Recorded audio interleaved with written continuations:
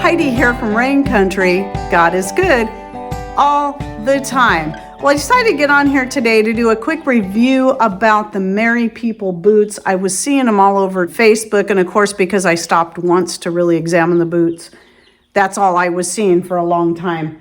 And for me, I'm always looking for a multi-purpose, comfortable shoe that actually fits my little feet, and sometimes that can be very difficult. And just so you know right off the bat, I'm not an affiliate with them. I am not getting any kind of kickbacks for doing this review. I just figured, well, people are probably seeing the same ad that I'm seeing, especially if they're looking for something similar. And I just want to tell people my experience with them. So as I was looking into them, I wanted to find out, because I don't trust a lot of those ads on Facebook.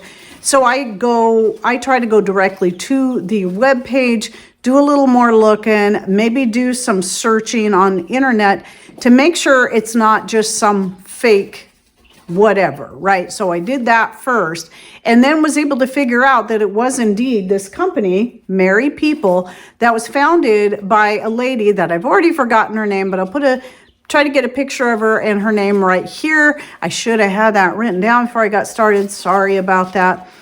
And just reading her bio and a few things about her and why she got serious about designing these different boots. And they have a few different types of shoes too, but mostly it's focused on boots that are going to be kind of an all-weather type thing. And that's what the Bobbi boot is. So that's what I have here in the dark blue. There's quite a number of colors. I'm eyeballing the burgundy, which is called, I think, dark cherry. And then like the forest green. I would like to get a couple more pairs, because so far, at the time I'm shooting this video, I'm very happy with these. But I've only worn them like maybe 4 or 5 times, but I'm really liking this. So here's a couple things to understand. This is a European size. You got to make sure you compare, and finding something sometimes in European sizes that go down to at least a 36 or 35 or 34 is even better. This was 36 is the smallest they had. Then usually I can, that's going to work for me. And so I was really happy to see that. Frankly, these could be just a little bit smaller, because the 34 to 35 fits my feet better usually. I have some martial arts shoes that are in one of those 2 sizes, I don't remember which, that fit my feet like a glove, but you may not want your boots and shoes to fit like a glove. So if you're wearing thicker socks, going a little bit bigger is a good idea anyway. So you'll see these are kind of dirty because I have been wearing them. I didn't bother cleaning them off. I've stepped in mud. I've stomped around in some puddles, and no, there's nothing disgusting down there. It's just dirt and mud from wearing them to various places. I even made it a point here in Rain Country. It's always easy to find a deep puddle, and we had one right out front here.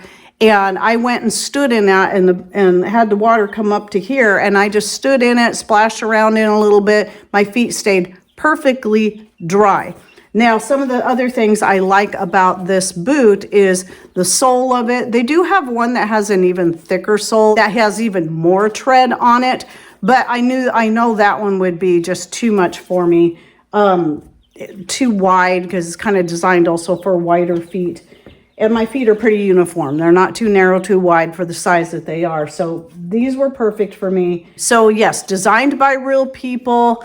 But to be totally frank, one thing I forgot to look at is where they were made, which also wasn't surprising though, because a lot of times when things are designed in Australia especially, they're usually, I'm assuming Australia doesn't have, maybe some of you can correct me, a whole lot of factories. So a lot of them end up being made in China or other type of places. Well, kind of like the U.S., except for U.S., we did used to have a lot of factories. It's just that a lot of stuff got outsourced.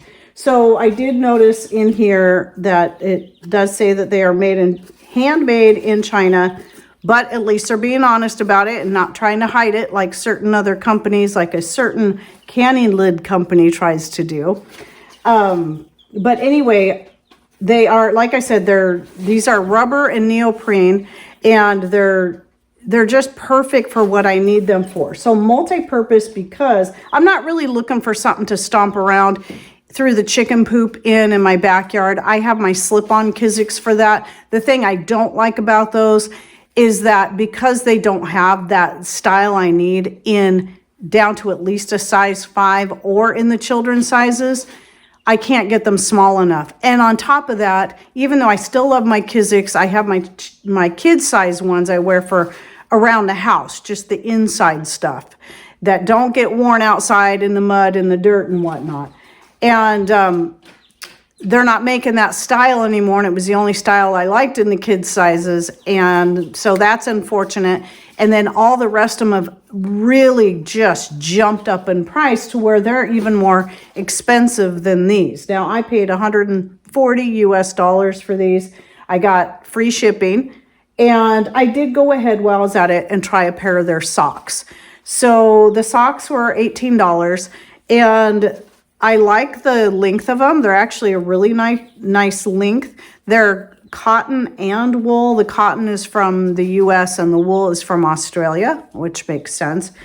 And the thing that I thought was really cute about them that I didn't even realize until I was wearing them, one sock says rain or shine, and the other one says merry times. And I just love that. I thought that was so cute. But so far, again, I've worn these about the same amount of times that I've worn the boots because I'm trying to really make sure I know how good they're gonna wear. So just so you know, usually my videos like this are shot 5 to 6 weeks, sometimes longer before they actually publish. So if I have any updates as I wear them a lot more during that time frame, I will put them in a pinned comment down below, so make sure to look down there if I have anything else or any other questions that people may ask that I think of later that I can answer in there.